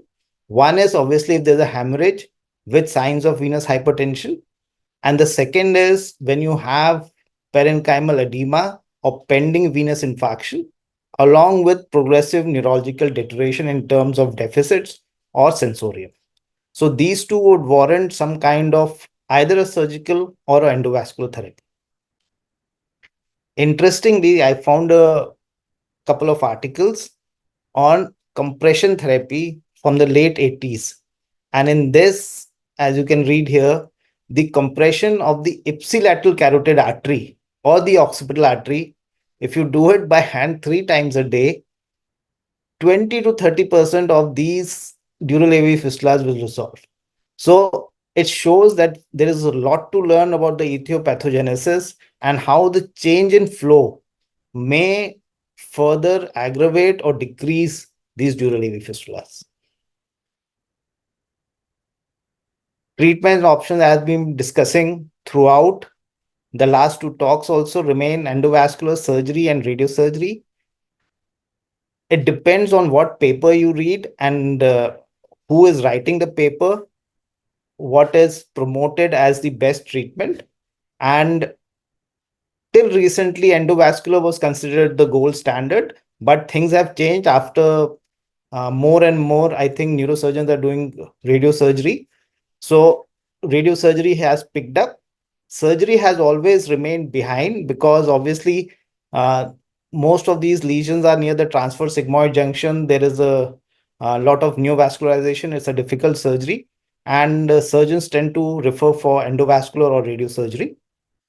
However, having said that, endovascular is also not considered the gold standard anywhere now. And because a few papers have shown that it is the best, it does not mean that in everybody's hands it remains the best. And as Manjul also showed, not everybody is a Michelangelo. There are few people who can do very good endovascular, but most of the time, it depends on personal experience as well as the expertise of the endovascular surgeon.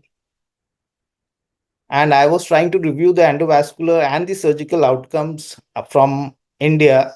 And interestingly, I searched from 1960 to 2024, and there is not a single article on dural AV fistulas regarding outcome from any major series, either endovascular or surgical. When we talk about radiosurgery, obviously it is more consistent. You can obviously have papers across different institutions to assess the outcome measures. The most critical part in radiosurgery is identifying the fistula, or the technically what we might call the nidus in this case. And this remains the crux. If we do not identify it properly, then obviously you will be giving a target or making a target which is different from the actual one. As in AVMs, the 50% acidose is kept 20 grays or above. And different papers have shown that all complication rates are extremely low. The rate of hemorrhage, neurological deficit, mortality, everything is less than 1%. So it is a very, very safe procedure, especially for those patients who do not have venous hypertension. So this is again a young patient who had a transverse sigmoid junction dural AV fistula, which is, you can see here nicely. And this was this was the second imaging done during gamma knife, where on the MRI, which we usually do, we can see this lesion out here. And the marking of this, obviously we always get the DSA also done. So the marking is important here to delineate the whole of the, I would say, the dural AV fistula. And we actually published our paper on our series. The problem with dural AV fistulas is, although they constitute 10% of all the vascular malformations, most of them are asymptomatic and they do not present. And whoever presents are taken up by the endovascular surgeons. So over a 10-year period, we had 5 patients who we did radiosurgery. And these were the patients, dural AV fistula without venous hypertension. So they are a good grade patients. And we had a follow-up of 24 months. And all patients had obliteration within 24 months. So it's an excellent modality for these patients. However, when we come to dural AV fistulas with venous reflex, this is an entirely different subset of patients where venous hypertension causes obviously a lot of attendant morbidities. And we have been fortunate to even do a lot of these patients. And as you can see here, we have this, again, a transverse sigmoid junction dural AV fistula, which we could treat. And we again published our paper. This, I think we have the only papers from India. And interestingly, this paper, we also was in collaboration with the Dr. N.K. Mishra, who was the head of neuroradiology. So we could compare the outcomes of our radiosurgical cases with the outcomes of embolization done by him. And we had 35 patients. Again, the majority were in the embolization group and 9 in the gamma knife group. Again, we had a mean follow-up of 24 months. And interestingly, the clinical improvement was much greater in those patients who received gamma knife as compared to those who underwent embolization. The overall obliteration rate was similar in both the groups over these last follow-up. So this shows that gamma knife obviously can result in better clinical improvement and decrease in the venous reflux, which somehow embolization fails to do to that extent. To conclude, radiosurgery, I think, is an excellent option, and a lot of papers have also shown it. And for both dural AV fistulas without venous reflux and for dural AV fistulas with reflux, finally, I think the most important point which I want to make, and which I think both Dr. Manmohan and the rest of the group have made here, is that the decision should be patient-centric and relevant to the center and the department, depending on their experience, where this decision-making is being done. Thank you. Thank you. Thank you very much. I'll request panelists for discussion for the comment.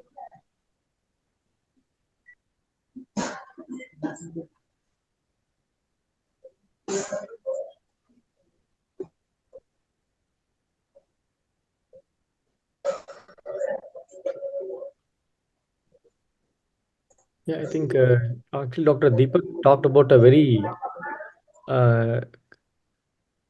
interesting condition where gamma knife is often not considered or not even talked about in most of the even conferences or in discussions, conversations, where the dural AVF is considered almost like a exclusive domain of endovascular treatment, and both in brain as well as in spinal locations.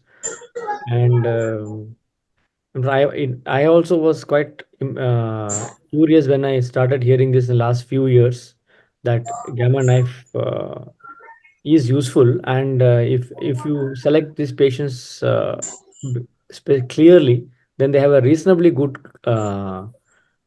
outcome with gamma knife.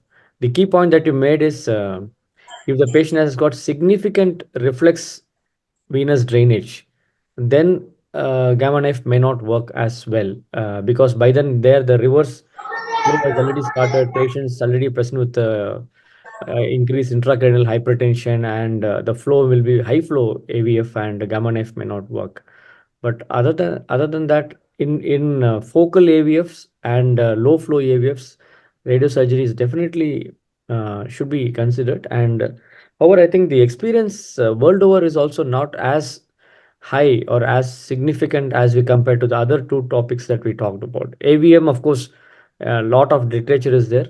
Cavernous, there are literature on both sides, but for AVF, I think the literature is actually lacking. We don't have much information to base our decisions on. So my question to you is, Dr. Deepak, when will you not consider gamma knife for dural AV fistulas? If I think your comments are very valid. If the patient has had a bleed, and at that time, and as I said, there are two emergent conditions which I already mentioned. One is patient having a bleed with intracranial hypertension, venous reflux. Then definitely endovascular therapy may just close the or plug the fistula and help reversal of the intracranial hypertension. The second, as I said, is when the patient is having progressive neurological deficits or altered sensorium. At that time, again, endovascular therapy is always better. But other than that, what we have found is that gamma knife is equally or better than endovascular therapy.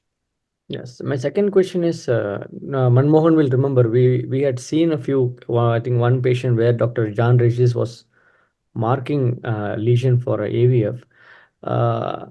Which part of AVF have to be actually called as a nidus and to be included in radiation? Because we know in AVM we have to avoid veins, we have to include nidus, we have to include the feeding arteries.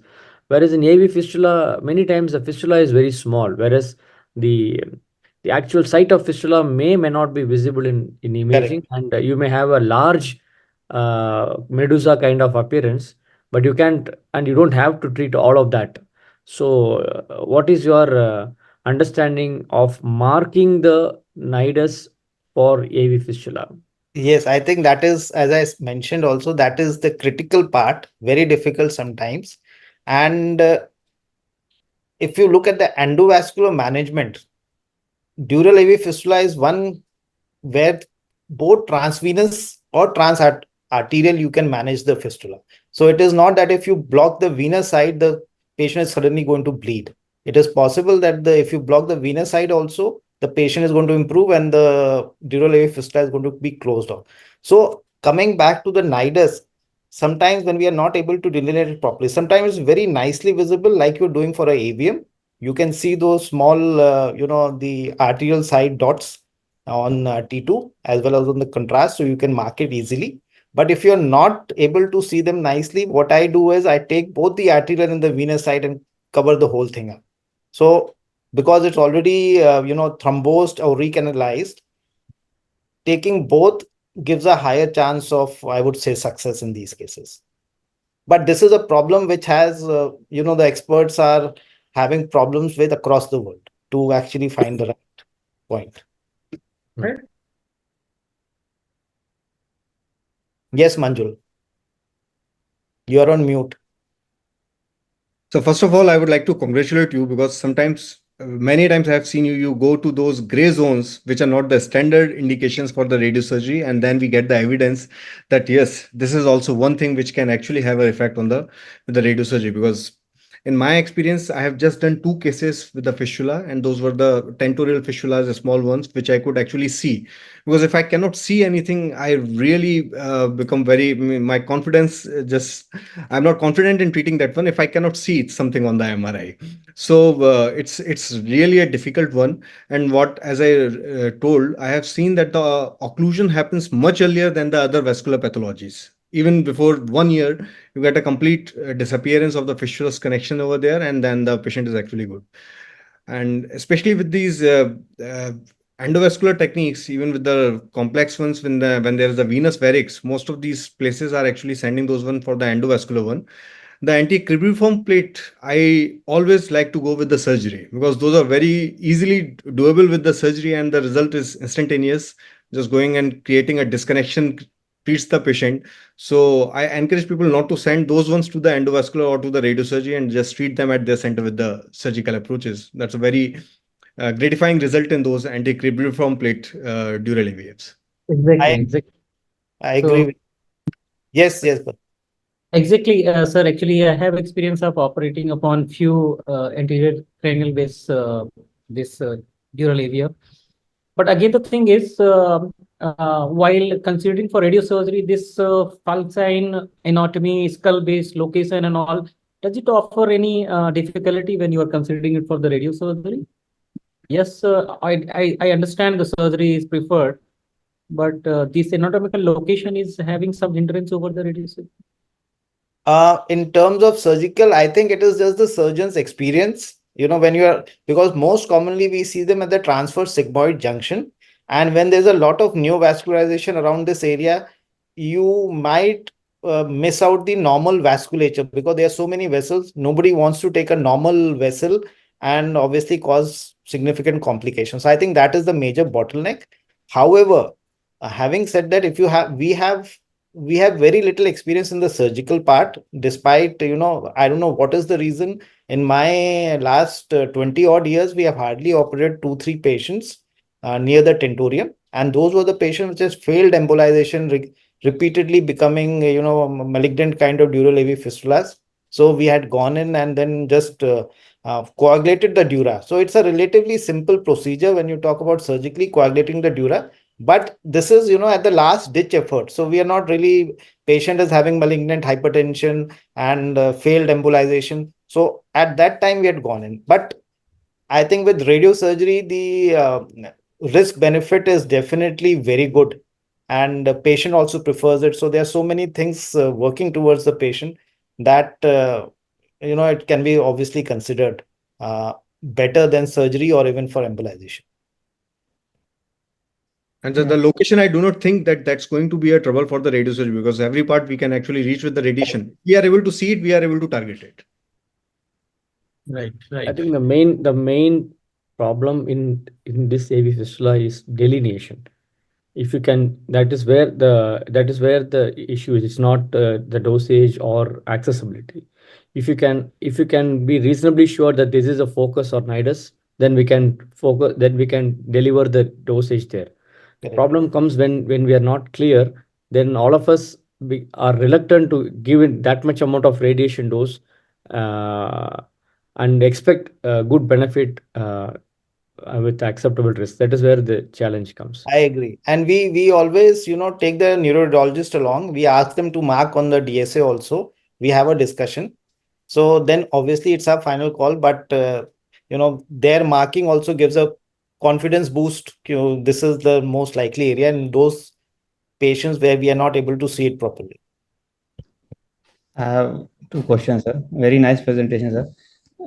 In your presentation, you told there was obliteration rate around 57%. Yes. So, my question is, in those cases which are not obliterated, have you gone for retreatment? Another second question is, if have you come across any cases in which you have done radiosurgery and patient has bled after that? Any patient have you seen like this? See, there are two things. Yes, very good questions. First is in patients with dural AV fistulas without venous hypertension, that is without venous reflux. I showed the first series. Their 100% obliteration at 24 months. And why we are saying 24 months? Because we got the first DSA done at 24 months. So the obliteration could have been done much earlier because they obliterate very fast. And because both studies were part of thesis, that is why we were getting the DSA early. Otherwise, we get a first DSA also done at 4 years. We don't get it done at 2 years. Okay. So for the second study, when we got the DSA done at 2 years, we had a 57% obliteration rate. And if we followed those patients up because the actual DSA should have been done at 4 years. And there, I think the obliteration rate was more than 80%. So they have a very good obliteration rate, much better than a AVM. And for the hemorrhage, because our numbers are very low, we had just 5 and 7 patients, something like that. So we didn't get any hemorrhage, but because the numbers are low, we cannot comment on that. So can we say that if with radiosurgery, over a period of time, over longitudinal time, so obliteration rate become more higher than endovascular, because endovascular once done, whatever obliteration rate is, they will not increase over time. Radiosurgery do increase over time. Absolutely, I totally agree with you. And endovascular becomes more and more problematic for the second procedure to be done because the stenose and it progressively stenoses more, provided you put glue or onyx or whatever inside it. So for the second procedure, they are not also interested in doing. So after failed embolization, also they will send the patient to you to do the radiosurgery for these patients. I have experience of operating upon after the embolization. It's really become very difficult. They keep on oozing and you are not able to coagulate the vessel what they have embolized. So it is actually, to me, it was a nightmare. So I think that is actually a very bad option if you consider dural AVM after the embolization. That is very, very, troublesome.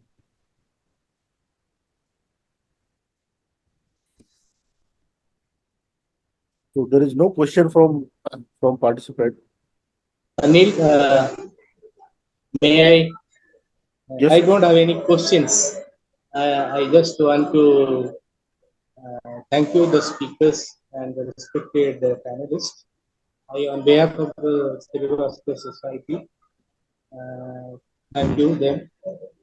And as Dr. Ari mentioned, the days when 25 years down the line in Chennai, there was a fight between Dr. Mishra and the vascular persons that is to be clipped, and they told no, it is to be covered. And now the time has shifted from endovascular now to radiosurgery. And one more point he has mentioned, which I felt in the last conference also. Now there is a third group of people who is handling the patients. If the patient is directly coming to the government hospitals or institution, then that's fine. We being a neurosurgeon, going into endovascular or going into radiosurgery, we can guide them properly, which is the best.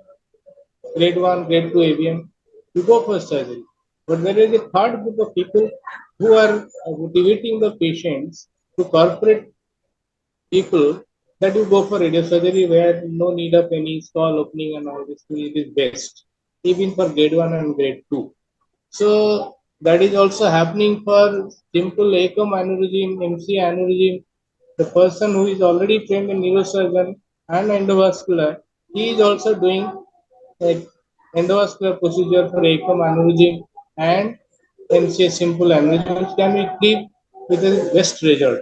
So it should not be done, and we as the group We have to keep the art of surgery and simultaneously should progress. That is always there. Like once upon a time, we have not thought of endovascular. Now that took over in posterior circulation, and now radiosurgery has come up, and that is also taking up from third grade 3B, 4, and 5 AVM. Absolutely, and eloquent AVM. They're absolutely been taken over by radiosurgery. So these are the comments I have to mention. The rest is an excellent academic webinar, and all the speakers are very good. I thank personally Manish, Manjul, and Deepak. I know him from last couple of years. We have been meeting in many conferences. And lastly, I thank you, Anil, for making this webinar a continuous basis. And definitely today's talk, today's webinar is an eye-opener for many aspects of vascular pathologies. With these few lines, I stop my talk. Thank you. May I say something just in sync with what you just told? I think we missed the bus when we opposed the endovascular approaches some 2 decades earlier. Probably with your generation, sorry to say with that one. Yes. And if we are going to be so much skeptic about the radiosurgery, we are going to miss this bus again. Again, okay. We need to train our residents and this generation first in the neurosurgery and then let them learn the philosophy of the radiosurgery as well from you. With so many LINAC centers, all these SRS centers which come with a single umbrella term of an SRS, whether it's a proton or a LINAC or a gamma knife, among all these only gamma knife is the one which is under the realm of a neurosurgeon. Rest all are in the realm of a radiation oncologist, and the patient follows the path of the least resistance. They do not want to get operated. So those cavernomas, without taking a single neurological or a neurosurgical consultations, they are being irradiated by the radiation oncologist. They never get a neurosurgical consultation. So there should be a rule that any sort of a radiosurgery, a neurosurgeon has to be on board. Whatever is part of the radiosurgery, whether it's an or a proton or a LINAC based, there should be a board in which the neurosurgeon, radiosurgeon, both should, with the radiation oncologist, sit. There shouldn't be any neurosurgical ailment which gets a radiation treatment of any sort without a neurosurgical opinion with it. Absolutely, and we all should progress, which is the best and which is progressing. My point is that in this process also the art of surgery should not be lost. Like there is a very 2 centimeter AVM, the surface AVM, and superficial drainage, frontal lobe. I mean, its surgery is the best, and it will have a best result. So in that, patients trying for radiosurgery, which is very costly, and they should be given a proper advice, and we are the persons to give a decision for a particular patient. That is my contention of telling. We should always progress in the what you are told. There should not be infighting as we had done 20 years down the line. Still, we are not having any consensus in many cases in aneurysms, whether to clip or coil. That's why we have kept the theme this time in the end of neurovascular. Clipping or coiling, solution or selection. So that's the way the years are not far off when this theme will be changed from endovascular coiling, clipping, coiling, or radiosurgery. So with these few words, I thank you all, and we all are very happy to listen to all you stalwarts. Excellent presentations and a very good discussion. That's it. And Anil should be congratulated for continuingly is maintaining this webinar. Thank you very much. Thank you. Good night. Thank you very much, sir. Thank you. Good night. Thank you. Thank you.